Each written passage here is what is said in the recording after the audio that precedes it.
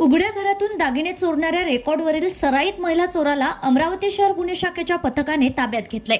या संदर्भात फिर्यादी निकिता चंद्रशेखर चव्हाण, वय वर्ष 28, व्यावसायिक गृहिणी, राहणार गोपालनगर, मराठा कॉलनी यांनी 12 नोव्हेंबर 2025 रोजी पोलीस स्टेशन राजापेठ येथे तक्रार नोंदवली होती।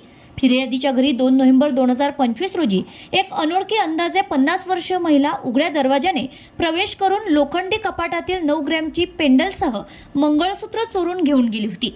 संपूर्ण घटना सीसीटीव्हीमध्ये स्पष्टपणे कैद झाली असून त्या आधारे राजापेठ पोलीस ठाण्यात गुन्हा क्रमांक 651/2025 कलम 305 अ BNS नुसार गुन्हा नोंद करण्यात आला होता।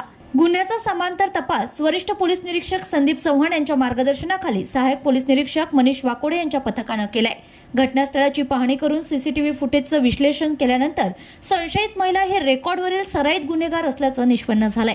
त्यानुसार 17 नोव्हेंबर 2025 रोजी महिला पोलीस स्टाफ मार्फत तिला ताब्यात घेण्यात आलंय। विश्वासाने केलेल्या चौकशीत महिलेने गुन्ह्याची कबुली दिली असून तसेच चोरीचा दागिन्यांचा मुद्देमाल तिने विक्री केल्याची माहिती दिली। विक्रीतून मिळालेल्या रकमेने तिने जुना ऑटो खरेदी केल्याचं सांगितलं। पोलिसांनी तो ऑटो जप्त केला असून आरोपी महिला आणि जप्त मालमत्ता पुढील तपासासाठी राजापेठ पोलीस स्टेशनच्या ताब्यात देण्यात आली आहे। Bureau report RCN news.